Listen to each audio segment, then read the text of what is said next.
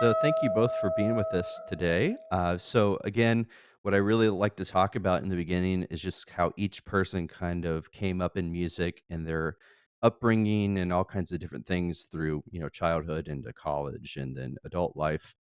We'll start with Bob. I'm just very interested, and I know somewhat since you were my teacher, I know some of this history, but maybe to reiterate for me and our listeners, how did you get into music? How did you get into percussion? And, when did you realize that would be your life career and all this kind of things? Yeah. I started in elementary school in fifth grade band, and I think probably by the time I was 10 or 11, I knew I was going to be in music. And was that percussion that you first started on Yes, I initially? started on percussion. Throughout high school, I took piano lessons, but I was lucky enough to stay in percussion so I could have a career. So what was there any reasoning for that, or was it just kinda luck of the draw? I'll say luck because I think it was luck of the draw, and I Mhm, loved playing. Of course, it was drums at that time, and then more and more into keyboards. So. mhm, right. And so then I know that, you studied I forget the first place. I know you studied with Tony Cerrone, but you studied, remind me again, who was the first person you studied and where? The most significant of my first teachers was Danley Mitchell, who was Harry Partch's conductor and Harry Partch's heir. So one day, Danley hands me some CDs, or they weren't CDs at that time, they were LPs, and said, I want you to go home and listen to this. So I went home and listened to that, and I came back and I said, well, it's very interesting. And little did I know, a few years later, I would be invited to join the Harry Partch group. So that's amazing, and for the people that don't know Harry Partch out there, I mean, we could talk about Harry Partch forever, so maybe we don't have to, here, but, you can go look that up. So you were doing the Harry Partch thing, was that in between doing your master's with Tony Cerrone? That was before my master's with Tony. So I did Gotcha. about a year with Harry right when I was graduating and just before I got drafted into the United States Army. That's right, so then there was the Army in between grad Yes, and school as well. I was lucky enough to get in an Army band from there. But I remember the last week I was a civilian, I was recording Delusion of the Fury, which is Harry's last opera. That's so funny to go from that into, active Right. duty. Yeah. That's very interesting. So then, yeah, you studied with Tony Cerrone. So for percussionists out there would know that name from the Portraits on Rhythm and other many other things that he's done. So where was that at that you studied with Tony again? I forget the Uh, school. Tony was a principal of the San Francisco Symphony at that time, and the school was San Jose State University. And Tony, of course, loved the orchestral literature, and but he also had a number of composer friends and loved new music and premiered a lot of excellent works at San Jose State. Also on the faculty at San Jose at that time was Lou Harrison, and of course, Lou is another one of those extraordinarily important 20th century pioneers in the field of our study and was a wonderful influence on our percussion ensemble and just a delightful man to be around. Great. So he actually was there, and you did you work on like percussion pieces, as an Yeah, ensemble? we worked on a number of Lou's pieces, and we premiered a few of them. I remember premiering the Concerto for Organ and Percussion Orchestra of Lou's. And he was always at a lot of our rehearsals, and just a delightful man with an extraordinary ear and knowledge and creativity, all you could ask for. That's amazing. So this is interesting too, because then I know, and I'll kind of go forward and then backward a bit, but then I know you started teaching, I believe, at FSU, Florida State University. Just for people who don't know what that is, that was your first job, correct? Yes, I was the interim professor of percussion for 1 year in 1973 at Florida State, and then USF opened up the following year, and I came down here in '74. hmm And then you also, yep, and you play with the Florida Orchestra as I well did the Florida Orchestra for 20 seasons. Yeah. for 20 seasons. Yeah, so that's interesting too, just for me to think about this. I don't know if we kinda do this in percussion now, but it's kinda like we got 2 camps sometimes. I feel like there's, like, people who just do orchestra, and there's people that just do new music or just do solo or something like that. But so coming from playing with Harry Parch and then going into somebody who is more orchestral, was that like an odd thing, or was it something that just like, well, you just did everything at that time because maybe there was no distinctions?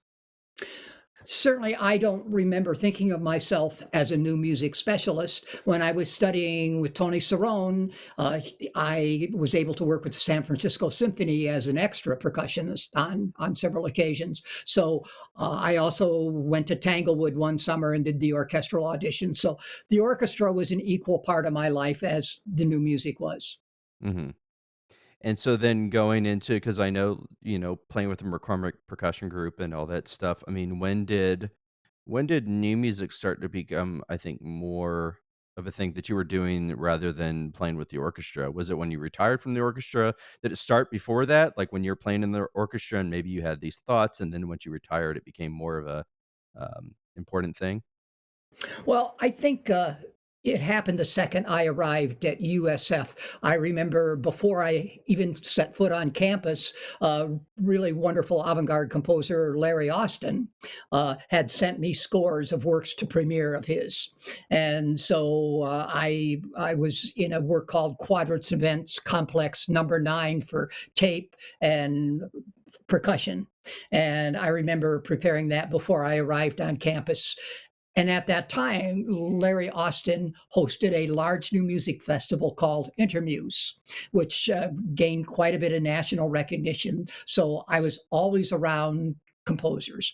So I often think of my best teachers as not just Tony Cerrone and Danley Mitchell, but also certainly all the great composers and also great conductors I worked on. That's what made me who I am. Amazing, very cool. So I think that's where we'll stop it there, and then we can talk about it later, and other things that you did at USF and all that great stuff. But we can go to Michael now. So again, the same question: what got you into music, and what made you keep doing it? It's interesting hearing Bob. There's some interesting tangents that I might mention at some point. But I always think about my musical genesis happened in, I guess, 1977, in which I was just a child then. But this movie came out called Star Wars, and I was in love with the soundtrack to Star Wars, and I was humming it constantly in my mind. So it was at that point that I was just I was drawn to music, and I think my mom was getting me interested in astronomy and all these other things. From I think from then on, my life just started circling the drain. I had to do music, and I at first I couldn't wait to take instruments. I did not come from a household that had a piano or anything, although there was like a little electronic organ I used to kind of play around with.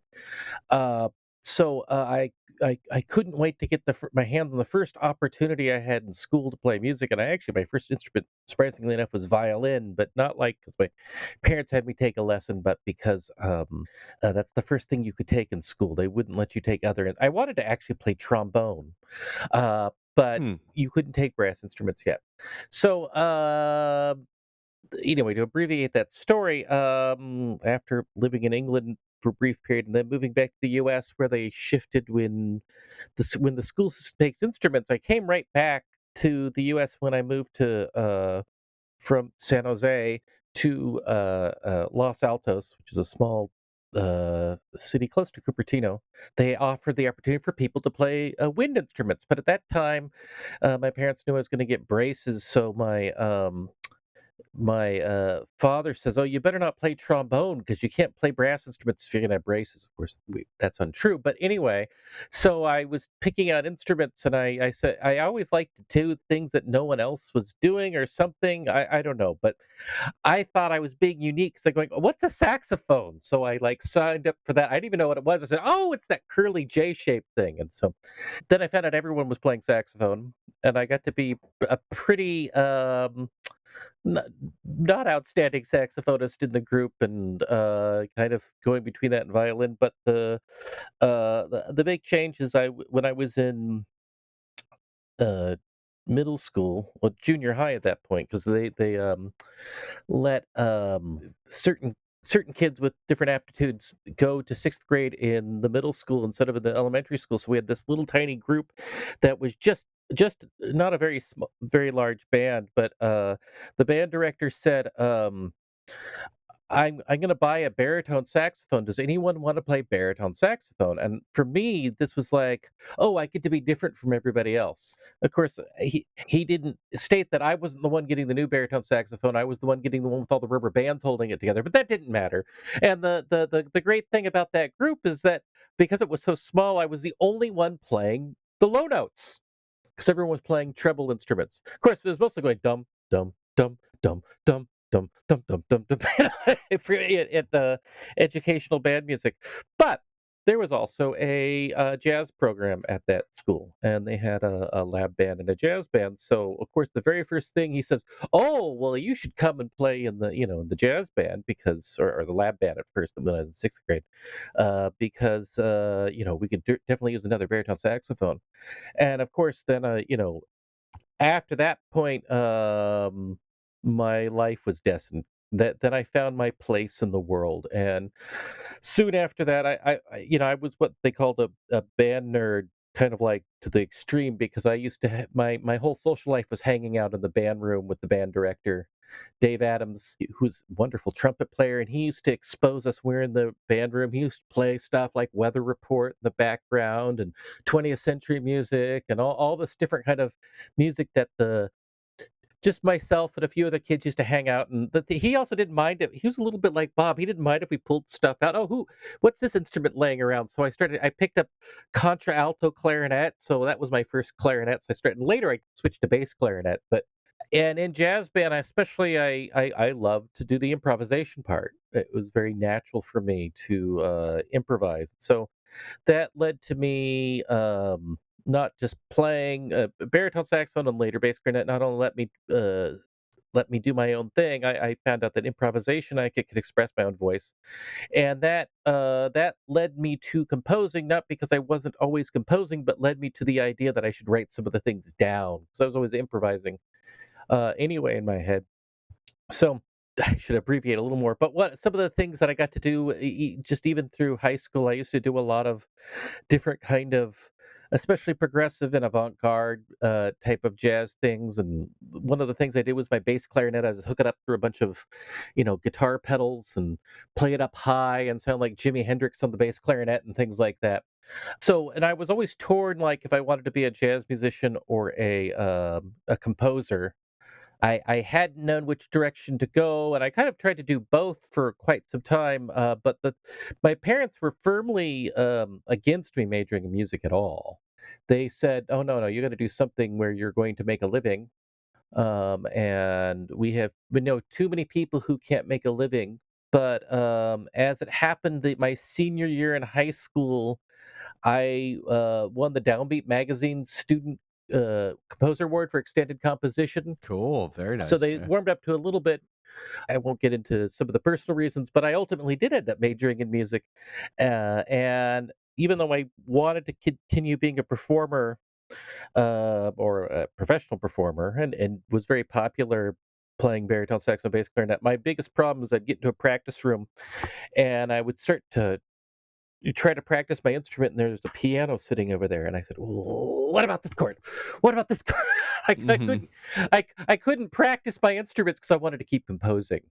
So it took over, and so I was one of those kids in class that came into composition class that because my background in like avant-garde jazz and things like that, the only thing I liked was contemporary music. I wasn't even interested at that time in learning about anything prior to, heck, I thought the early 20th century was too tame at the time. Yeah, right, And then, right. of course, as I as I got educated, I learned that Mozart was the contemporary music composer of his day, and I got to love everything. But I came and learned music in reverse. Even with jazz, I didn't learn to appreciate Dixieland or swing till much later in my life. Until I was in college and I really got a full understanding of everything, and of course loved everything for many years by now. But at that time, I was much more just focused on um, contemporary music, and I had this background in jazz, and then of course in the European traditions of classical music. But one thing that happened along the way, when my parents did not want me to go major in music, they wanted me to find something else to do. So the other thing that I wanted to do was, I was interested in culture, especially because I was one of those kind of awkward kids who wasn't very socially popular. I grew up in the preppy age. Everyone wore Izod shirts, but the people who were always very kind to me were the foreign exchange students coming to California, or not the people who just moved. Sorry, just the immigrants. So I had a lot of friends from places like Taiwan and India and Korea, and so I was very interested in. I said, "Oh, well, maybe I'll major in international business." So, what's one to do in the 1980s if you're interested in international business is you take Japanese. So I was in like these Japanese classes, and in these Japanese classes they included this culture section, and I got to hear this music that was so I mean, they weren't focusing on music, but the teacher would be talking about something and playing something in the background, and it was so opposite of everything I knew. Everything I knew from bebop and free jazz and all this hyperactivity. There was this music that just floated and had no pulse. So there was a small seed of interest in music outside the West at that point. I was very interested in going, what is this music? And I wouldn't find out till a few years later, till I was in college and taking world music classes about the court music of Asia. Is that's what it was, with the breath rhythm, and ironically, when I took the world music classes, I couldn't wait till we talked about the music of Japan. But before they did that, they talked about the music of Korea, and I said, "Wait, this is even more authentic than the Japanese music in its use of the breath rhythm and also the diversity in Korean music. Some of it reminds me of free jazz, the shinawi, which they have, free improvisation from different sorts of ritual music, etc." I have the three parts in my background. I have my beginnings in jazz and also fusion. I'd say jazz fusion and funk and improvising to various kinds of rhythms. The training in European classical music, and then the long-standing interest in non-Western music, primarily of East and Southeast Asia, but of all world music. And during my years, I've built up my knowledge of non-Western music and ethnomusicological understanding of lots of things. And of course, when you study music outside the West, you learn a lot more about the music of the West, about what it means and the values that we have and the perceptions that we have, and what had always been interesting to me. Like a lot of composers, I'm interested in non-Western music primarily for selfish reasons because they introduce me to ideas that I hadn't thought of before, and it might not be for the original purpose of that music, but I still love it anyway, and I can absorb it like a sponge. I always wanted to keep my ears open. I find even the older I get, the more I want to just absorb music from the outside. And long story long, living even in outside the U.S. has also been a very life growing influence. The fact that I've kept moving around, um, that there is to a certain extent, especially pre-internet. I know it's different now, but there was a kind of American bubble I was in to a certain extent, Mhm. and going to live outside the U.S., especially in Asia, where they're looking at all the Western perspectives equally, or perhaps less of the American one. That it had me rethink every musical value I had, especially being exposed to European music, rethinking it again in a way that I had not known, and so that caused a seismic shift, I think, in a lot of the ways that I approach music, and also helped me rediscover American music again, certain aspects of American music that I had not really hadn't known as well as I thought I did. It went because I was teaching students here about contemporary music in both the U.S. and Europe, and I realized there was still so much more to learn, as there always is, to learn. And so some funny tangents along the way, and I can't remember what aha moments I had when I talked to Bob before. Perhaps we had talked about this, but I'm wondering if Bob actually played on that the Harrison Concerto for Organ and Percussion CD. Did he play on that recording? No, we didn't make that recording. You didn't make that recording. Yeah, it's I don't know if we'd ever talked about that, but oddly enough, that was what the my master's thesis was on, was that work. Uh-huh. And the fact Really? that you Huh. premiered that is kind of I don't know if I had known you'd done the premiere of that. And of course, I first grew up in San Jose, and I went to San Jose State to take my jazz saxophone lessons with Mel Martin at that time. And so we have some interesting nexuses of things that we had that were somewhat, at least serendipitously, kind of connected in that. Now, of course, you said, when did I first get to know Bob? I guess you said that you were wanting to ask us about that, or is Yeah, that it so, I for mean, yeah, later? we can get into that now, yeah, I mean, some of the questions, though, just, like, hearing you talk about this stuff, talking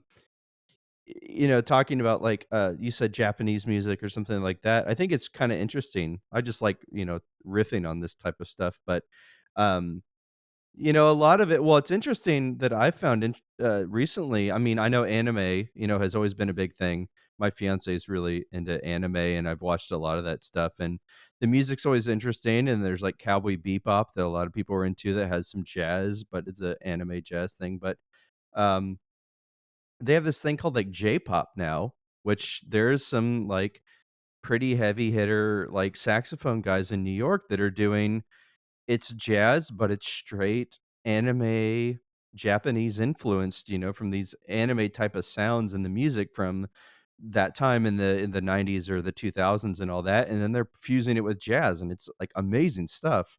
So, I don't know if you're into that or if you've checked that out, but that's just interesting that you said, you have jazz, and then you said all these cultural things, yeah. Well, one part of big part of my education, as I say, long story long, uh, I worked in a lot of record stores in my life, and I got to know a lot of music that a lot of people didn't. In fact, the joke is, when I worked in record stores, I made no profit at all. I spent all my paychecks on the employee discount, picking up Yep, just random CDs. And like, it's so funny now in the streaming age and Apple Music age, I have thousands of CDs. Like, now they're all although I yep. have CDs that aren't released, and that's the interesting part. And Sometimes they're yeah, not all on there, the yeah. students are always interested. I go, well, I find I have the most unique examples, although they do eventually end up on YouTube. Not by me, but I mean, I do. But there are things that I have. But when you're talking about things like J-pop and K-pop, and that was also something I had discovered along the way. And of course, I discovered that type of music early on, and I actually talk about the whole idea of eclecticism in pop music. Basically, one of the impetus. I mean, there's also the hip hop, sampling um, and all that. Obviously, cantaloupe and things like that. But the one of the interesting aspects was, the in Asia they were looking at Western music as one thing altogether. And when I grew up, in the especially in the 1980s and even 70s, two different genres did not touch. They did not mix. There, you liked top 40, or you liked new wave, or you liked heavy metal, or you liked hard rock, which was different from heavy metal, or you liked R&B, and those things did not touch. Those are very separate things. And the worst thing you could like was jazz if you were a kid. You were really heckled by the other kids for being into jazz. They go, "Oh, that's weird and old people music," and like, that's it. I remember Right. my sweatshirt said "Jazz Music of the '80s," and it was really in the late '70s, early '80s that jazz really did become a huge part of music education. So I was lucky to have that in my background because that's really where they started having the jazz festivals all the time. Isn't that right, Bob? It's about the '70s and '80s where it really Sure. became a huge part of. So I was very lucky to have had that. Before that, people who wanted to study jazz, they studied classical music and they did jazz studies on the side or on their own, or found someone to study with. But I know a lot of people who were music ed majors, but really just wanted to be jazz musicians from the previous generation. But the no J-pop, my interest in pop music was because also it was unique and very quirky and strange. I especially got into like the Pizzicato Five, the Shibuya, what's it called? Uh, my mind isn't quite as sharp, but anyway, the very important, very eclectic music of the Tokyo scene back in the '80s and the '90s, and of course, you still get this with the kawaii pop and things like that. That they're doing it now, but it's a little different now because in the internet age, it's very common for people to be eclectic. But really, popular music wasn't as eclectic as now, and K-pop is extremely eclectic in terms of how it will mix different styles all together. And I even have a section in my jazz class on how now jazz is a mainstream part of popular music. You will have, Yeah. you know, uh, European pop, especially like in like European and Asian pop, you'll break into a swing fill at any point. It's no big deal. The and or you get things like baby metal where just the most Yeah, I have extreme seen that one. differences where there's like idol pop mixed with heavy metal, and it just like it's a riot because it's like things you didn't think could go together, but they managed to pull it off in the most incredibly fun and somewhat sophisticated way. Yeah. I don't think they ever. I thought they did it on a lark, and they didn't realize how now they like tour do the regular metal tours, that group, and it's so hilarious because The baby it was metal never one? meant to Yeah. be. Yeah, they have a lot of fans, but so yeah, of course, popular music has always been a resource. Again, I try to take in everything as a sponge, but of course, J-pop, when it was first becoming really big, before even K-pop was really K-pop, before the big Halo wave in the late '90s, um, I was certainly following J-pop, and then of course K-pop. I didn't know as much about until I knew I was moving to Korea, but then I spent many years kind of learning about what was going on with K-pop, and which is actually a very different thing. It's very much trying to merge these things, but in a very refined way. I think in a very different thing than J-pop was, at least when I first started listening to J-pop, it was very raw and kind of eclectically just collages of things that were Yeah, right. very cool. But anyway, yeah, I might mention at this time that Michael's written a fascinating work that we premiered and recorded, and it was called the Concerto for Zheng and Percussion Ensemble, and right. certainly influenced by K-pop and J-pop.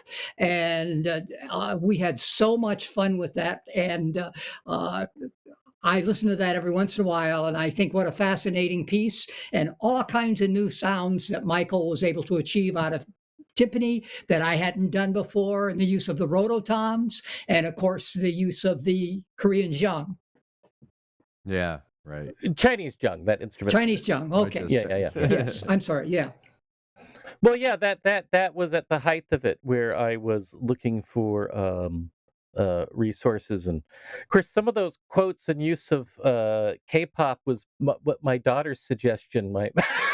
She said, "Oh, you should Yeah, put this in there," but there was a lot there of rhythms out of a lot of the groups like uh, BoA, Girls' Generation, After School, a lot of different groups, and of course, what those a lot of those things were like. So one of the big influences on that piece, the last movement, there was this group called After School in um K-pop that was supposed to be kind of like an imitation of the what's it called, Pussycat Dolls, but actually it's much better than Pussycat Dolls, which is just like one singer and a bunch of pretty girls around. They all sang and they all danced. K-pop is a lot of dancing, and one of their things that they did was this.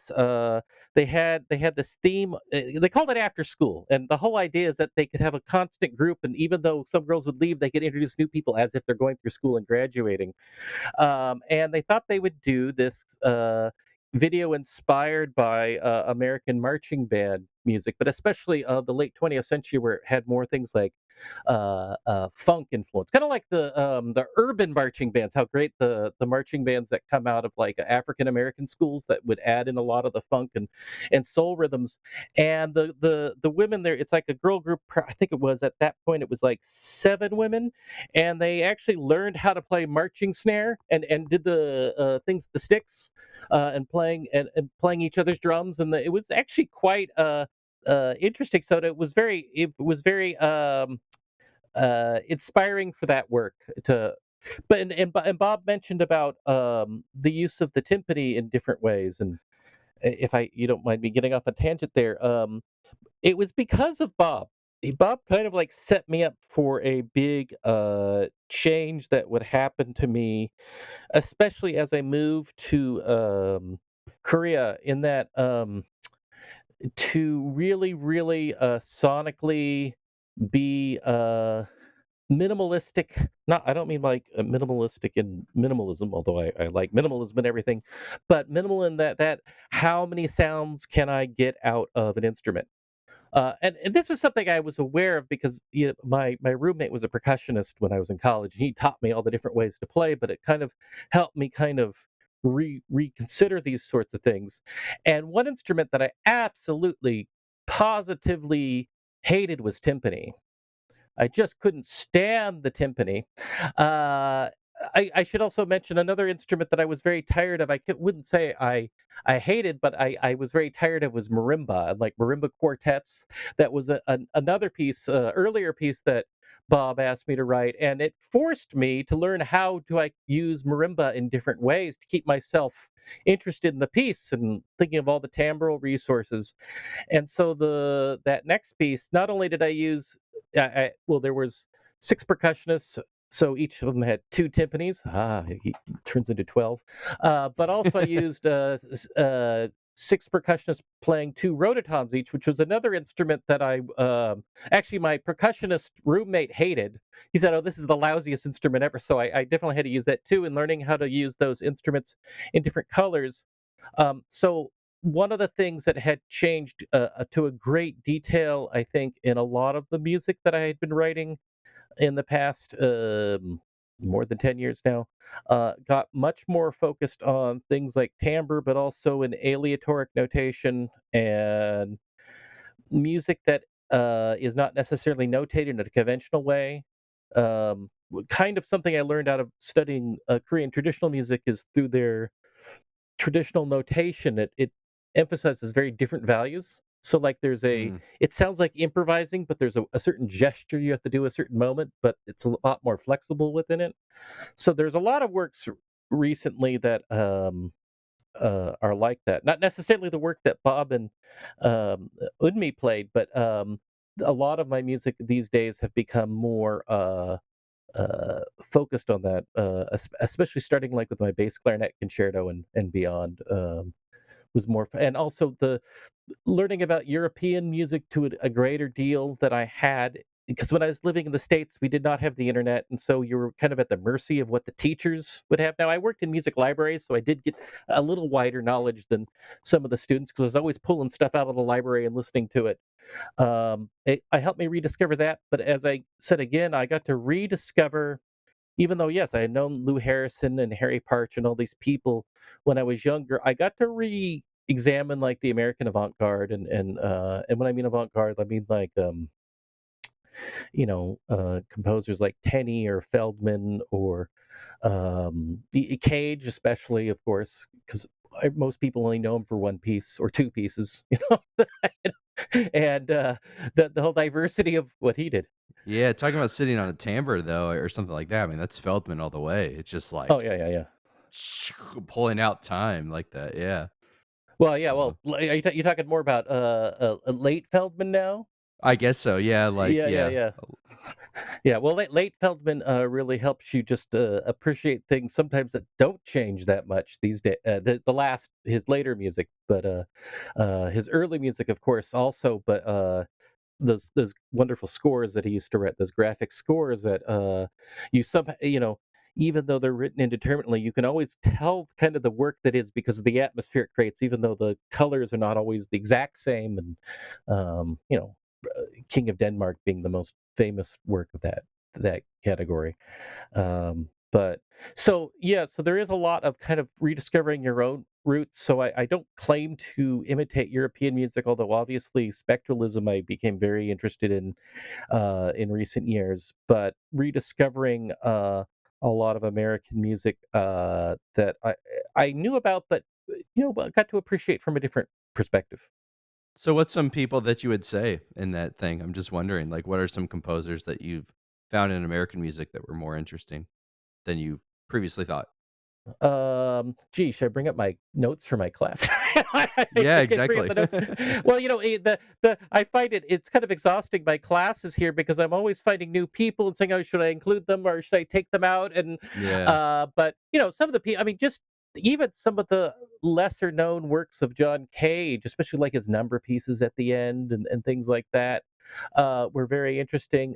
James Tenney's music I found very, which is ironic because he was just teaching at Cal Arts all those years when I was going to USC, but a very different perspective on the approaches. But even rediscovering Charles Ives, who was a composer I thought I knew, but I got to see him from a different light, with those quarter tone pieces for piano, Mhm. how interesting those are, and how the chords aren't. I mean, the harmony in is definitely not functioning as harmony. It's building up colors on the instrument when you put it together, and so it even the way I teach about harmony and stuff is the big shift in the around impressionism where people stop thinking of harmony as harmony but more as just a color.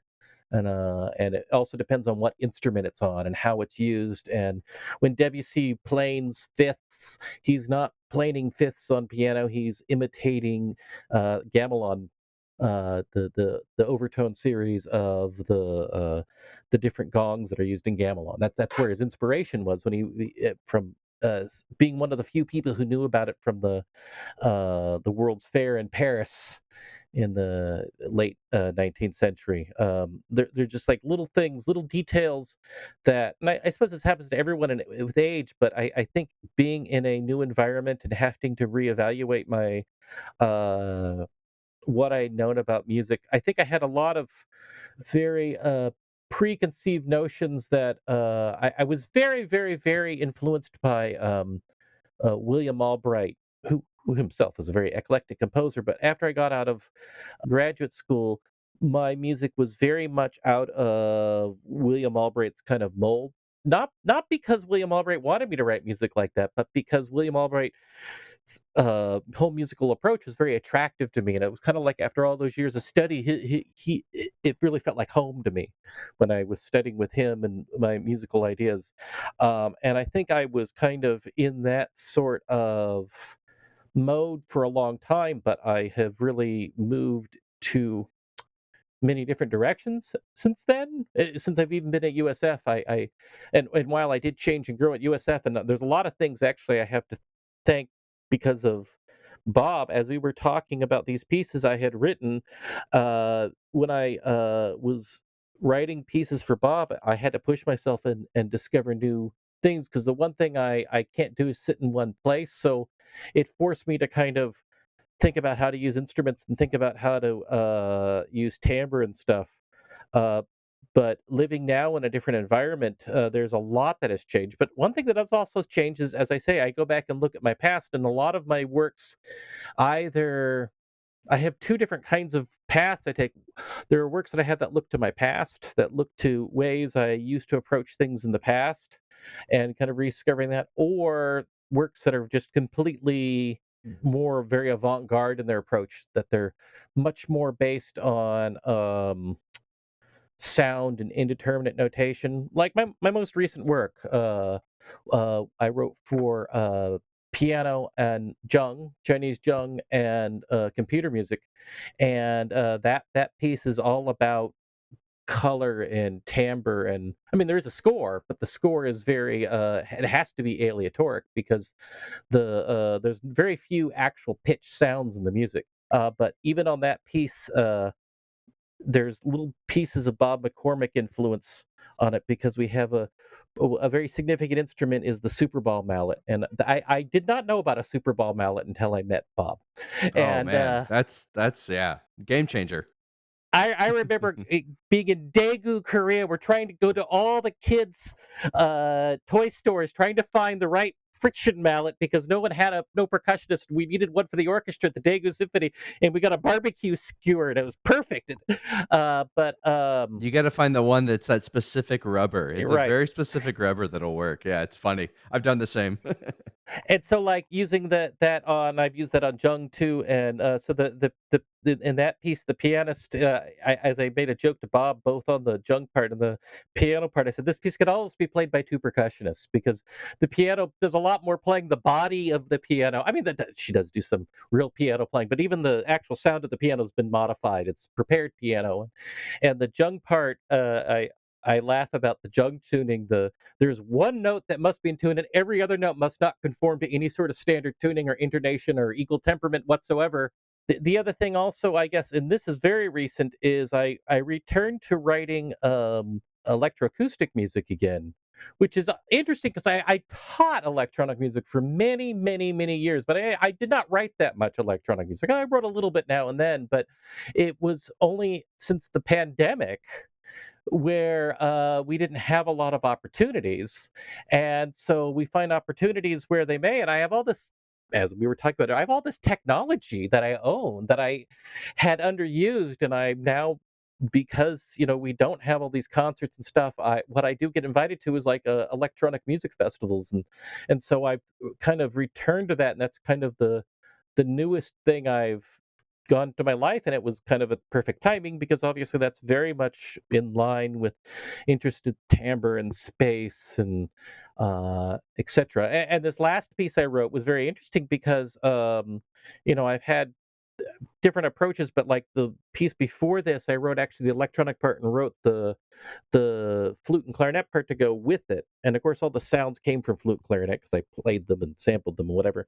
But this piece was very interesting because I had written the performance parts first, and then wrote the electronic part. And we were going rehearsals, and I was traveling all over Korea because one of the performers, Jocelyn Clark, who's actually a kayagum player, but she doesn't know how to play jung, and she was using my jung.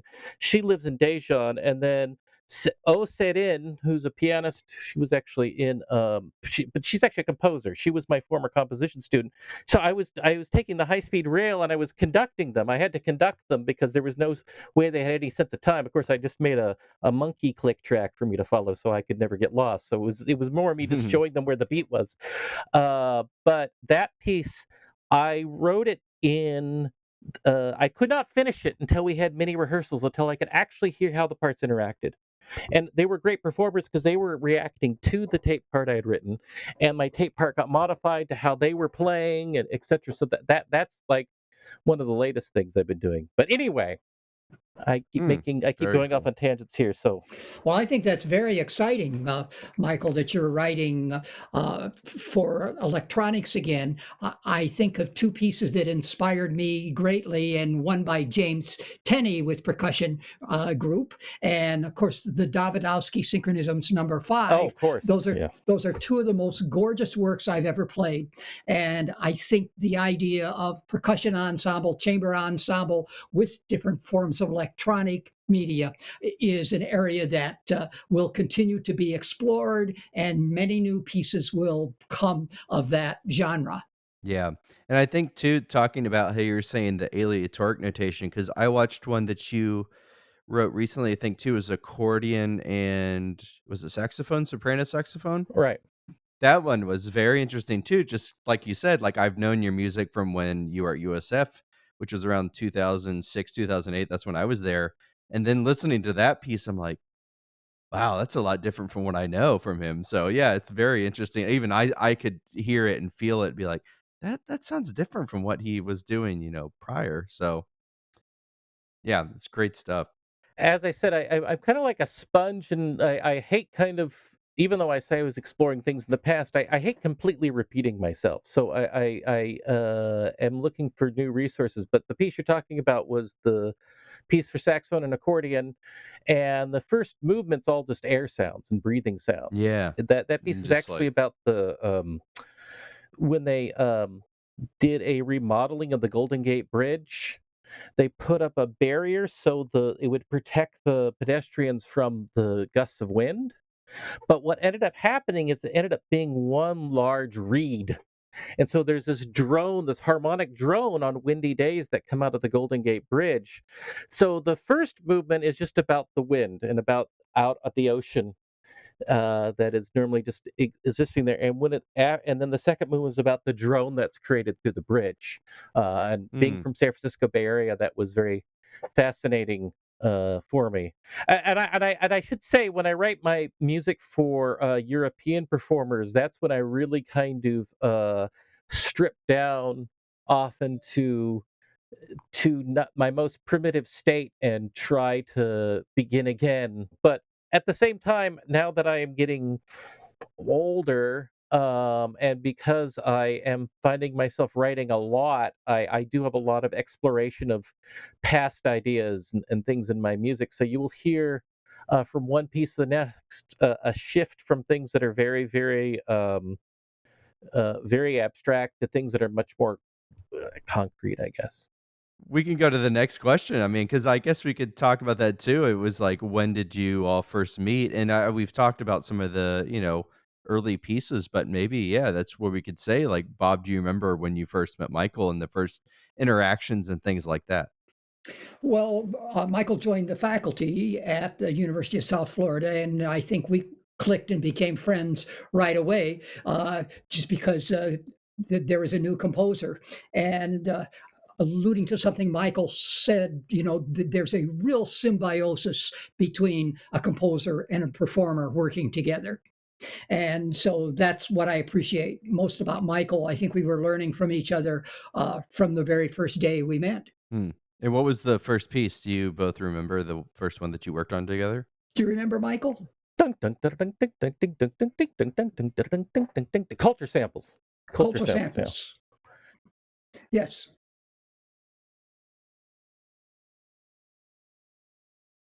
No, no, no. That was. Oh, I don't know if Bob played some of my earlier works, but that was the first work he asked me to write, and he was Yes. commissioning a bunch of concertos for flute. That was actually a really important piece. I'd already been thinking about things like about timbre, and I, as I said, I wrote my master's thesis on Lou Harrison, but no, not just timbre, but intonation. And one of the things that I learned from that really brought me out of the Western thinking was study of non-Western music was how they deal with intonation. But in that piece, I remember Bob was showing me all the different percussion instruments that he had, pitched instruments, and he was saying, "Okay, oh, I have this gong. This, if you need a lower gong sound, and of course, you can't do anything about the fact that it's not in tune with marimba, right?" And I said, "Oh no, that's good. I'll use it." Yeah, And I so, want that. yeah, that piece. With Bob, what I like to joke about it is it was everything that people hated. I tried to put into one piece. So I had minimalism, 12-tone music, and obnoxious sounds all in one piece, and that was great. So, and that piece was that piece was a turning point, leading me to now. That piece was where Bob had really caused a seismic shift in the way I thought about things. Actually, it was the piece that I talked about returning to um, electroacoustic music. Well, I returned to using serialism, but in my own way. It's not in necessarily in a way one might think, but that's I had always had flirtations with serialism, and I occasionally come back to it. But that piece, it just made sense to do it in that piece because of how things were working together, and as it always happens that when there's something I did years ago and then hadn't done for many years, when I come back to it, it's so much easier now Like electronic music is so much easier for me to write now. And when I went back to, I go, oh, this is so simple, right? And I could be, it generated its own materials. It's not like what we learned in theory class. It's being kind of improvisational with the whole idea. But anyway, yeah, Bob was very like, I don't know what.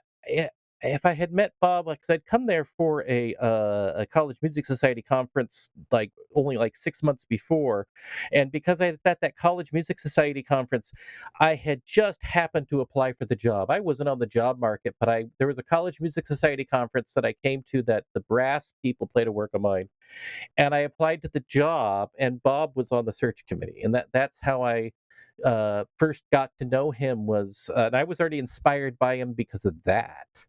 And of course, there are a lot of symbiotic relationships with percussionists, but not all percussionists you can have the same sort of symbiotic relationship as Bob McCormick. He really is truly an inspirer and an innovator, and really knows how to get the creative minds and juices flowing with people. Not all percussionists are like that. Some are, but he especially is the master of that. And I also think that we had a symbiotic relationship because he also has a jazz background too, and little things that. And we're both California boys. Although I don't know, are you actually from? Did you grow up in California, or you just ended up back there for your studies? I finished high school in California and stayed there for all my studies in college. Yes, And was that Southern California or Northern California? Southern California. Yeah. So he moved north, and I later would move south. So I grew up north, and I moved south, and he started. Yeah, right, What exactly. was that? Long Beach State. Where was it that you were also at? Northridge I or was at Cal State Los Angeles. Cal State LA? Okay, yeah. So yeah, so we definitely had. There was an instant love, and actually, Bob has a lot to do even with where I am now, because he knew uh Park Un Hye out here, who was the person who hired me here. Well, I learned a lot of my knowledge from Bob. I was lucky to have a secondhand example.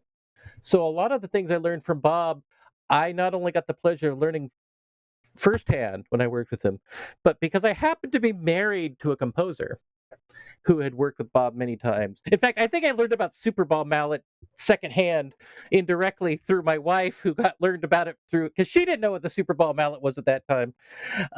So he and my wife also had worked together with many different works. I have to say I learned a lot from those examples as well.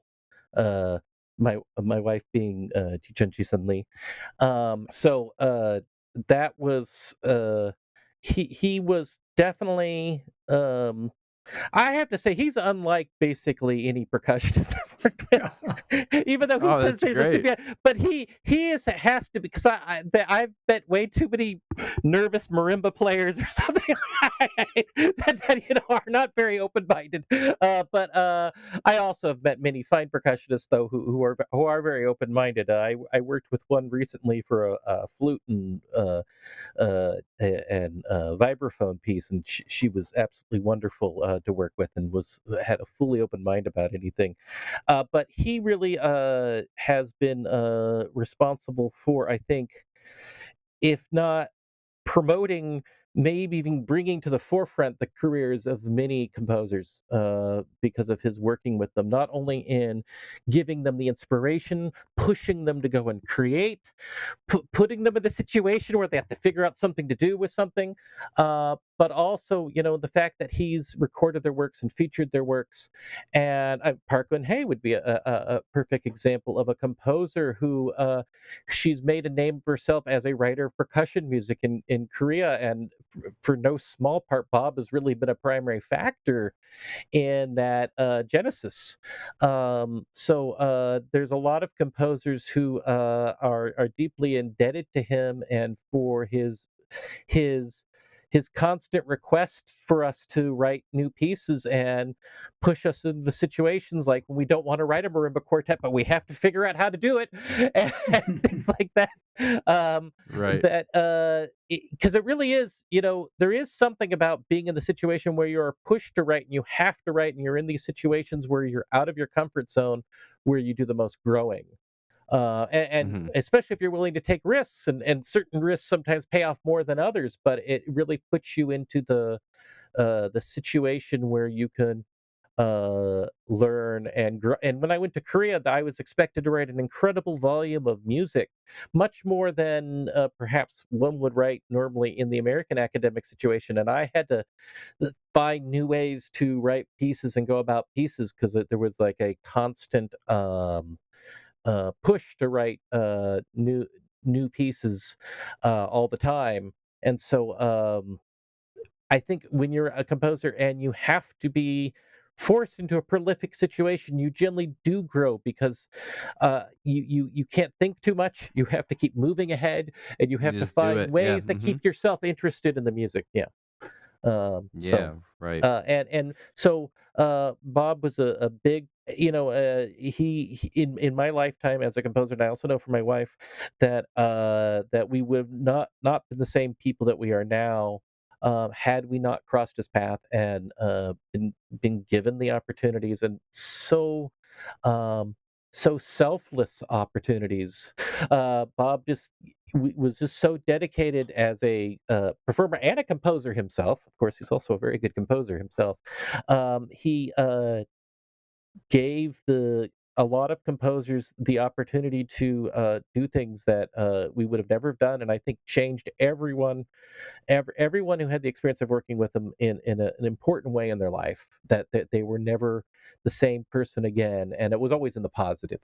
The energy that he has, that he brings out in music and inspiration, is especially infectious. There's a lot of times where people are very nervous working with composers. Like they might be interested in new music, but sometimes like the people who are like in these new music groups who play all the time are still they're a little bit nervous about what composers might write for them. Where Bob was always like, "Just throw it at me. Let's, we'll do it.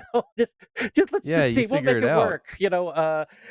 He always was in the capacity of just my favorite story. Like yeah, and I know I'm talking way too much, but my favorite story was when I taught orchestration. How we would have the tour of the percussion studio, and then Bob would like show us all the instruments to show us how to play.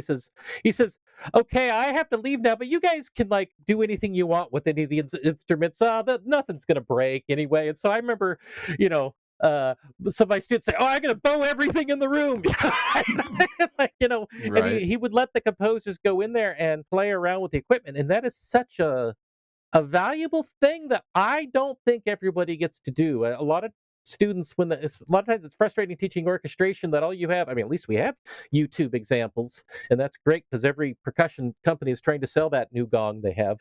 But that hands-on experience that he would allow the composers to get, or and other students to get on, just experimenting and for no short measure, that's kind of where I started collecting instruments and putting them in my house because we would, both my wife and I, every time we have a piece, we pull out the instrument and see what sounds we can get out of it, or find something that, and so we often have to have instructional videos for the performers to use. So So, it's interesting. So, Bob, just, I mean, wondering because as you said, I'm trying to think of all the 'cause like you said, there's been flute, concerti or whatever that you did, and there's culture samples, and I know the marimba one and other things. So, I don't know if you could talk, Bob, maybe about some of the interesting pieces that stand out in your mind, and maybe not just, one or Well, certainly, I think the Concerto for Young was really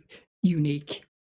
And also Marimba Tours, which was in what, 8 short movements, I believe, Michael? yeah, yeah. 8 to 10, yeah, yeah. Mhm. And again, Michael getting all kinds of different sounds and putting them together to make really interesting uh, pieces. And how did you guys workshop those pieces? I mean, what was the process? I guess I'm always interested in how a composer and a performer work together. So, what were those interactions like when you would workshop pieces? Or I guess it was usually in percussion ensemble, I guess, because a lot of it was for the ensemble, A lot of it correct? was for the ensemble. And when he mentioned cultural samples, I remember I just acquired 2 octaves of smaller tie gongs and a few other instruments that I had. So I brought all these composers in one at a time, and I said, "Well, these are my new instruments. Why don't you try to write for them?" And I got a Perfect. lot of wonderful pieces out of that. But Michael's did the exact work. Instruments that I showed him because none of the others use so many tune gongs and so on. And I was looking for pieces that would incorporate all those instruments. Yeah, get your money out of it, Yeah, get your right? money out of it. Exactly. For sure. It generally just started with at least the early work started like with a discussion Yes. of Mhm. what he had. The one thing there's kind of a nature about me is like I don't really take myself too seriously, so a lot of my pieces are about just fun and what sort of kind of so I get a lot of sonic inspiration and I try to implement it. It's not all that methodical in reality, even though I throw in things like serial music and computer music, but it's more or less kind of a stream of inspiration and kind of this bursting energy I would work with after I would meet him. Now, the piece about Jung and percussion, of course, Bob did not ask me to write for timpani or something like that, but that came out of those Mhm. experiences of each of those pieces leading up to that. And I remember telling myself, okay, I'm going to write for timpani now. I'm going to challenge myself this way. Yeah. And the beauty of that is the aspect of both rototoms and timpani work so well with the jung. Because what's jung? It's about these low strings going doo. The kind of the sound quality and the timbre of it actually works so well in ways that I couldn't imagine. As I say, a lot of times I don't really think so deeply. I just like I want to have fun. I want to put these things together, and there's all this serendipitous moments that will happen in these pieces that and also when I'm working with performers will do something that I said, "Wow, I was so focused on this section of the piece, I didn't realize that was so cool sounding." And like, Yeah, so right. there are, and a lot of times when I'm working with putting together pieces with people, to a certain extent, they're not finished until I really get to hear how performers are implementing them. And there's like little ways I'll tell them to perform when they're doing it. So it was like a collaboration along the way as the piece came out and discovering and doing little refinements. Uh, Maybe not to the degree that Skelsey used to put together his pieces where he'd improvise with performers for months and figure out where the piece was to be written, but I still think there's a lot of that when the pieces are being rehearsed, there are still some rough edges, and I don't even mean about like changing notes or anything like that. It's more like about like getting the dynamics and the articulations and little things beyond notes and rhythms that are really how pieces can work and more timbral in aspect. So Yeah, and finding what the piece really means, because I think even sometimes a composer or whoever doesn't maybe understand where it's coming from until they hear it or you hear it in a certain way, and then you're like, "Oh, yeah, I guess maybe this is relational to something else that's happened before," but you have to step away for it from a while, so the other thing that was it's so fascinating working with Bob is you really get to see the dance of percussion music.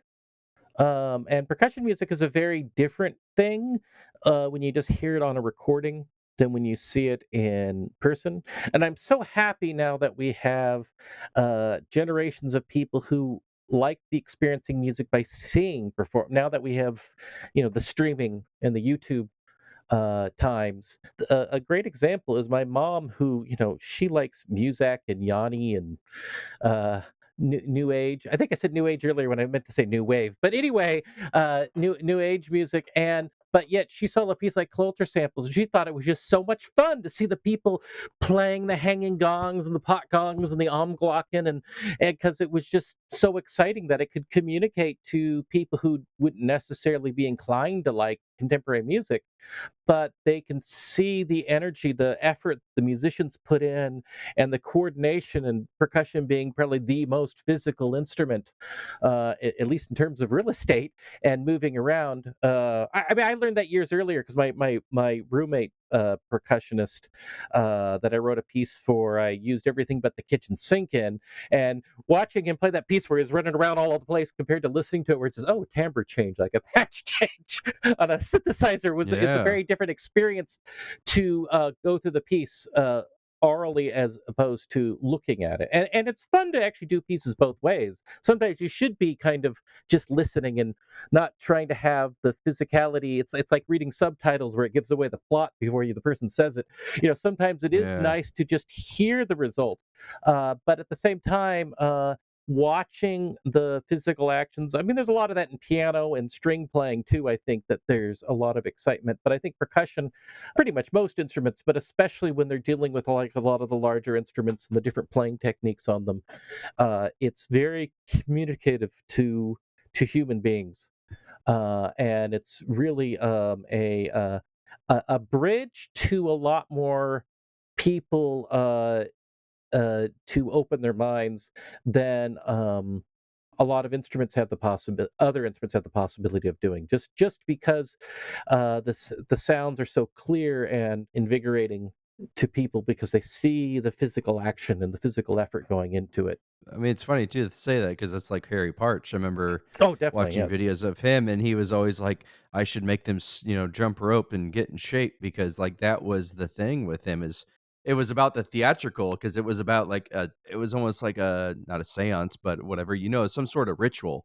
When you played the Right. music, it was like a ritual, it's like a huge thing, and that's involves dance, it involves movement of the body, and I mean all that stuff. So yeah, it's a good parallel, I think so too. I mean, to what we were just talking about, the past with Harry Parch and probably all percussion music to your point. I think there's just some sort of movement and something about it, yeah, that makes it very natural and interesting to see, as you said. Well, certainly just watching those instruments, how they're designed and put together in Harry Parch itself is just I'm so jealous that Bob got to do that. I mean, when I found out he had worked with Harry Parch, I go, "Oh man, he's one of the luckiest guys." Right. And I teach, yeah, Harry Parch is one of the people I teach the students in Korea about, and show them examples of, just to they did it in the U.S. when I was studying. Actually, talk about Harry Parch to a certain degree, at least that the guy existed. I don't know how much music they played by him, but at least we knew about him. But he would be another composer, yeah, that I've certainly rediscovered in recent years. Sometimes it's hard to get access to some of those materials and the scores and things like that. It's unfortunate, but Oh yeah, I've never seen a Harry Parch score, so maybe Bob can tell us about what Harry Parch scores look like. I suppose they're different depending on the instrument they're for, but yeah, most of the time, I mean, there's great videos, a resource. And today, when you're teaching, especially when you're teaching in a language that the students don't speak, I always include a lot of online resources for them to look at in terms of scores and recordings and videos. But I generally try to get a score of everything, but except for a few small pieces, I have a hard time getting access to Harry Parch scores. Uh, but maybe Bob can tell us a little bit about like what Harry Parch scores were like. yeah, I am interested. It certainly was not graphic very often, and it was very specifically notated. And you would have triangles maybe for one set of instruments, squares for another set of instruments, maybe rectangles and that type of things. But the notation was quite traditional in terms of rhythm. Mm. And then he would use the different note symbols for different pitches on different instruments. So was it on a staff? Because I know it was, Yes, the most of it was on a staff. Yeah, yeah, still, but yeah. okay. Hmm, that is interesting how you And would and get and that how does to one get work. those scores? Yeah. I am not sure. There is a Harry Parch website, and there are examples of partial scores, probably back Right. in his text, Genesis of Music, Oh, and yeah. in various articles. I don't think I have any of the scores. or I would certainly share them. Yeah, or I don't know, I mean, it's not like I don't think he published them because it's like, who else is gonna play my No, music other than the he people was that have very them? private of a lot of that kind of thing, and Yeah, I'm makes only sense. aware of 2 published pieces, and they're for very conventional, instruments, although I think there's It's one probably piece like the for guitar one, yeah. yeah, and yeah, there's pieces for harp where you do some scordatura tuning, but, yeah. not a lot else that you can find out that's published. So what's the most recent thing that you all have worked on? I guess that's usually the next thing I go into. Like I know that, Bob, you played that piece with Unmi. That was And we took the piece and made a trio with a virtuoso literal player named Zach Hale played with us on that. right. That is true. Right. So this one was specifically written for that one concert, correct? That's correct. So that was a new piece. Okay. That was a new piece in a premiere. That's right. I'm getting them mixed up on this on the concert. So, how did that one come about? And I guess that's the most recent one. So, what was the collaboration with that? What was the inspiration, and why did this come about? Well, Unmi and I wanted to do some duo works, and we commissioned Michael to write this piece for us. Gotcha. So it was for piano and percussion. So, what was the inspiration that you had for that, Michael? Like, what kind of elements did you use? What was the thought process? This comes out of a period in, 20, 2021, where I just had actually, there were some challenges in my life I was dealing with, and the therapy was composing. Hmm. And I had probably written, it from the period of February through, well, it's still going on, but I had just become extremely prolific in output. And Bob and Unmi had asked me to write this piece, and this is a work actually that refers more back to kind of older ideas, and it's one of the things that when I was young, I was always very interested in complex music, and it was in fact meeting Lou Harrison because when I wrote my thesis on him, because he's from close to the San Francisco Bay Area where my family's from, I went and talked to him and interviewed him and stuff when I was writing my master's thesis.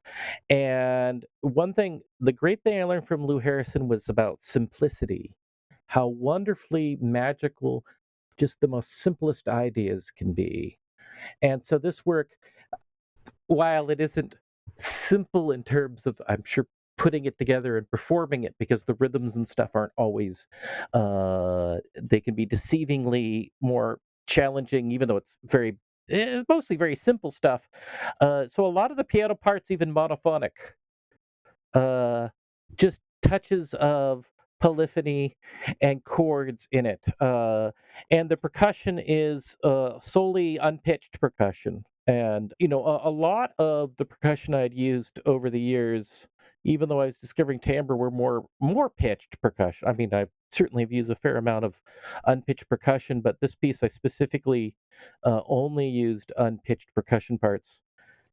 It's based on like dance forms, actually, and so that's kind of where the percussion part is very important, in that the percussion is kind of like a dancer in interaction with the pianist, even in the slower movements where the dance is very subtle or smooth.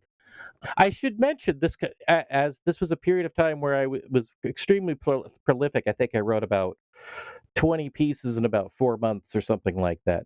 But I'd written this piece, and so I countered, I don't know, like 2 months later, I gave them, oh, here's another piece. And this one's very, very complex and virtuoso.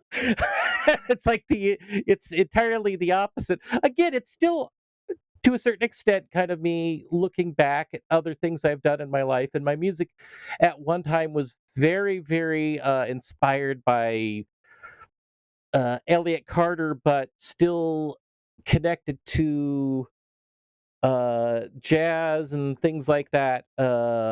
Maybe a little bit of Colin Nancaro and things like that. So this piece is much more about kind of stemming back from that kind of influence. So we had the simple piece and the complex piece. So I guess I have to rate them the abstract piece next or something, the Yeah. electroacoustic piece, the next one. But this. these are two individuals that have inspired me a lot.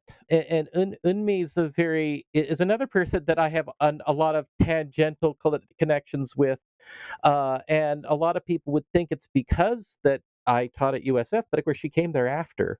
I had not known her, but I had found working with her to be such a delight to put together things, and so yeah, we have tangential because she went to Eastman too, and I moved to Korea. She moved from Korea. Right. a It is lot of very interesting. Mhm. a lot of interesting, and she's kind of like uh, what Bob is for percussion. She does for the piano, and is very open and very, you could put something in front of her that would make most pianists shake, and she'd just say, "Oh, okay, let's see what." Yeah, let's see how I could put this together. Very great attitude and easy to work with and easy to talk to, and all around pleasant experience. It was kind of like a no brainer going, oh, well, Bob and me. I mean, that definitely is firstly a fantastic combination of people, and certainly people that you could who like variety, who definitely like having different approaches to different pieces. So um, for me, it was certainly something that I intended on doing, and that this was also kind of nice because it was one of those pieces I was asked to write without any sort of specific deadline. So I just kind of just got very obsessed with it at one point and wrote Yeah. it for them. Doing it. And same thing with the second piece. It's we're so often as composers either working by a deadline given for a performance or a deadline for the academic calendar that you have to get something done by. But this was just kind of like writing for fun. I probably had something else I was supposed to be writing actually at that time, but I said, no, I got to write something for Bob and me now. Even though I had this other performance coming up sooner, I had that in my mind and was able to really come up with it very naturally. So I should say, Yeah, but that's great too. I think a lot of the times maybe we don't just have that time to just play music. You know what I mean? It's like funny when it's a hobby for somebody, you just play music, but it's like when it's your career, it's like deadline, deadline, you got to get it done, you know? So yeah, that's yeah. actually very nice that you had time to just be like, you know what? This isn't for a deadline. It'll be whenever. That's actually probably, I don't know. Maybe deadlines are good sometimes, but it's also nice not to have them as well. So, well, I guess we can start wrapping stuff up. I mean, I guess usually the last thing I always ask is like, what's next, for each person or together. So, I guess I can ask Bob now. It's like, what things do you have on the docket, and is there any plans for you to do anything with Michael in the future as well? Well, we are always working on plans. I think we put the seed in for maybe a piece with electronics and various percussion and piano. But the big event that coming up is near the end of March, where we have the Camp Festival. Contemporary Art Music Project Festival, and that'll happen in St. Petersburg and Tampa, Florida. And we have a number of exciting premieres that will involve yourself and a number of percussion works with Kevin Von Kampen and myself. And so that's going to be a major event and worth flying in from Korea to see. When is that? March 24th through the 26th. 20, yeah, okay. And we certainly must credit the visionary of all this, who is Unmiko. She is unbelievable in how much work and what a great vision she's had and her organizational skills. And I remain in awe. And for those listening that can't see, we have video. We're not recording, but she is, yes, saying thank you very much. She is on screen, but not on the voice. So, yes, thank you and me. So yeah, that's what's going on with Bob. So how about you, Michael? What's the next things going on? I know you're composing. The most immediate thing I have coming up with next is I on February 25th, actually a day before my birthday, I have an event with the Solar Artistic Orchestra and what we are doing is I'm using a lot of my research and also sharing it with students. So it's we're doing chamber music for strings because of pandemic and masks and everything. So so I started with some performances of some of my music for various combinations of string and string piano, and voice, and then for the next 2 hours, the group is reading student works, Oh, and cool. and so right now students are submitting stuff to be read by this, and this is a collaboration I have. The former student, not a composition student per se, but someone who's in one of my classes who has become a conductor in the area and created her own orchestra, and so we often have worked together and brainstormed on ideas. A conductor named Kang Soo Kyung. And she has definitely made a name for herself. And so, and of course, as I already mentioned, I already wrote a second piece for Bob and Unmi, but certainly, definitely, there's more to come, and more ideas. I also have something, another electroacoustic piece that I'm writing for the Daegu Computer Music Festival, and I have something for the Jeju New Music Festival for woodwinds. There's a bunch of little things. There's a piano duo of mine being played at the in a few days at at USF. So that's coming up. Yeah, during the pandemic, there's a lot of creative ways in which we've had to try to do things and put things together. And I'm sure there's a lot of things that I'm forgetting, or a lot of things that happen sometimes that I don't even realize are happening these days. Uh, but I mostly am just in my house these days. I rarely even have to leave the house except for going to the grocery store sometimes for school business, but we're still like mostly doing stuff online here. So Just straight, yeah. we're as you know, we our academic calendar doesn't start till March, so right now is our break period. So I didn't know that. I but heard you said you were on break, and I was like, "What? How you know?" right, right. And actually, and there's a real true holiday coming up like this coming week. It's the Lunar New Year, Mm, but the so everything, but yeah. So the during break is when we're doing these concert and readings for the students, which is actually a good time because during the semester, these days somehow students are always so busy and it's hard for them to do a lot of extracurricular stuff because they're so constantly tasked with things to do. It seemed I don't know how the pandemic made us busier, but it somehow did. it did. Well, great, thank you. I think that's where we'll leave it there. Yeah, I appreciate you both being on here and talking with us. It was good, talk and catching up with both of you. Thank you so much, Zach. This was an honor. Thank you very much.